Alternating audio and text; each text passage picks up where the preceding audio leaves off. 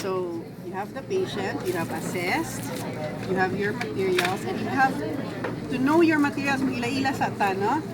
So in your case, you have a gauge 18, and it's an Exiva. It's an integrated catheter. So you have to open and get used to the feel of the needle, because if you're accustomed to Neoflon or Venflon, pag bitad nimo, pag bira nimo sa needle, gaan. Kaya ra nimo one hand. Kani you have to feel na bukat siya. Bukat siya, no? So, kinahanglan naanad kang level of expectation nimo, bugat siya. So, kabaw kang bugat, unggan yun nimo nga rin. Kaya kung pagbita nimo, dabla po siya tanan, no? So, you have to be acquainted with the weight of the needle. You have to ensure that this is open to maintain nga dire-diretso ang blood. And i-tighten lang ni gamay kay para kasi matagak, no? So now your expectation is that your backflow will be seen on the IV catheter. You have this to attach later on this portion. Why do we not pre-attach? Is because this is a closed system. This has a filter. Though it is not really closed, it allows air. Bacteria cannot also go in, but it allows air to go out. As the blood pushes up, the air goes out. If you prematurely attach this, the air cannot go in, go out, so the blood cannot go in. Okay? So diha lang sana siya. Some nurses, if they handle this one, it's quite tiny, no, gamay. So they pre-attach with a positive flash first. Ideally, pag abri nimo ani, dili na nimo hawiran. You have to push it to unlock, open, and then prime. In some cases, pag abri, naabrihan ni, way problema. Birahan na lang, biraha, and then prime. Okay? So, we're going to pre-attach this one to the port. Para mas dako na imong gunitan. Then you can prime. So, nana kay tubing and flushing. Okay. So, ready with your IV start pack. Oh, nawa ang tourniquet. Gikawat nila. Tara. Gara. Ayos. Sige. You have two dressings. You can either use alcohol or persist. Sometimes you use alcohol, ilugaw kayo, and then persist later. Pwede po persist lang, pwede po alcohol lang. But again, the best practice is the persist. But in this case, I will use the alcohol so as not to stain the hand. So we are now ready. We're going to tie the tourniquet. Tie the tourniquet flat, crisscross. Okay, flat, crisscross, and fold. Pull out. Crisscross and fold. Pull down. May go. So better one katong pull up. So pressure, crisscross, and fold. Pull up later. So you have established your vein. We are now going to cleanse in an inner to outer in circular motion. Okay. So if this is the vein, inner to outer in circular motion with friction. Okay. While waiting for that to dry up, grab and grasp your needle. Do this, do that, do this, doesn't matter. Pull. That is already bevel up, wings down. Okay? Usually, my ring finger rests here.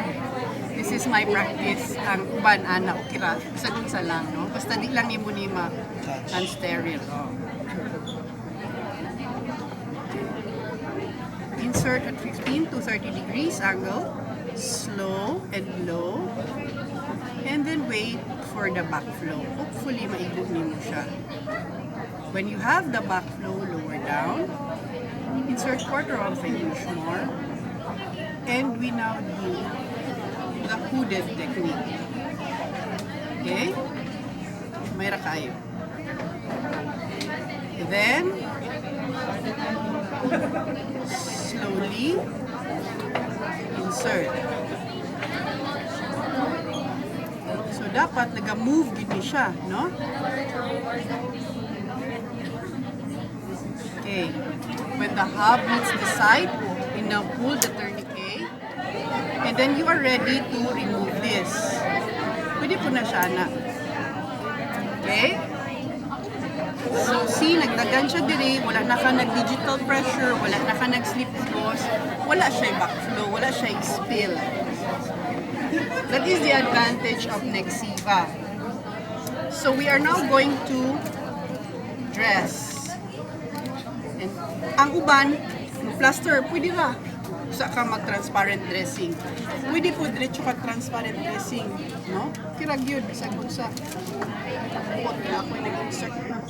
So, makuan, mapilo, hirahon ra ni mo ni, ma-stretch ra siya.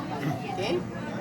And then, when you plaster, try to cover the septum, this one, and you have good visuals of the side.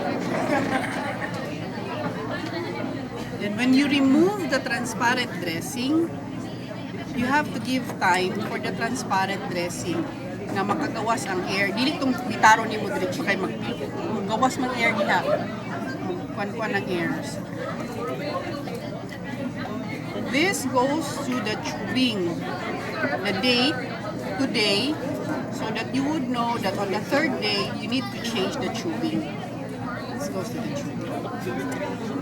So now, because we were quite slow, niabot diri ang blood, but still it did not spill. But kung ikaw na hanas na ka, usually di na ni kaabot diri lang, stuck ana, depende, no?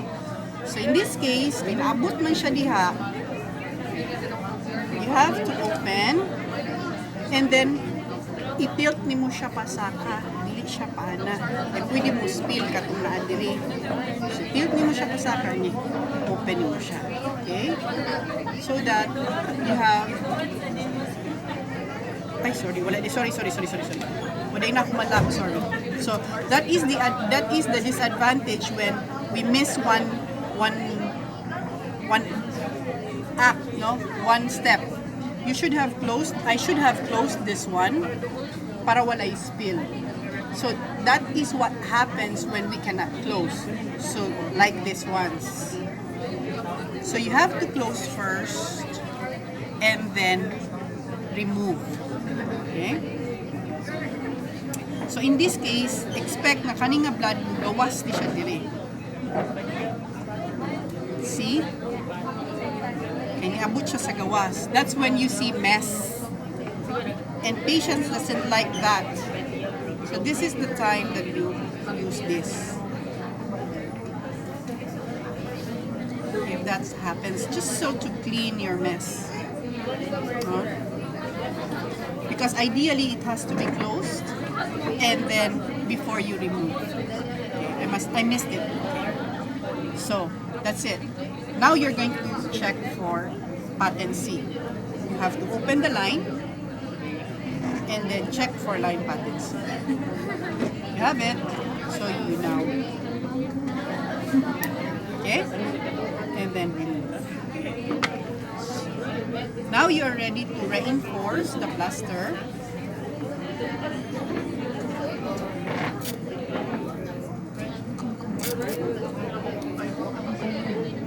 So this is the edge there. The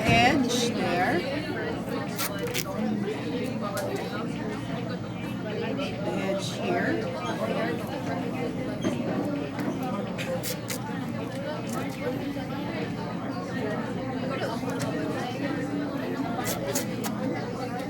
This one.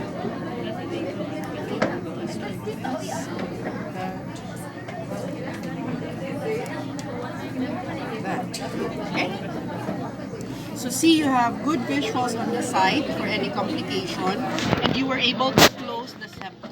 Because you are not supposed to access this with a needle. All access should happen on the needleless form. Then you get this one after you have finished the name tag. This is your name for reference, the date, there. And so the patient is ready to go. Okay? So, messy kayo kung nakay malimtan. Messy siya. Because ideally, closed siya tanan. Closed system. In the 3 presentations, all were closed. Kapag diri ko nasipyat, kaya na ko siya ma-close. So, realistic kayo nga kung masipyat ka, ma-mess up yun mo. But you can still do something about it. Okay? Questions?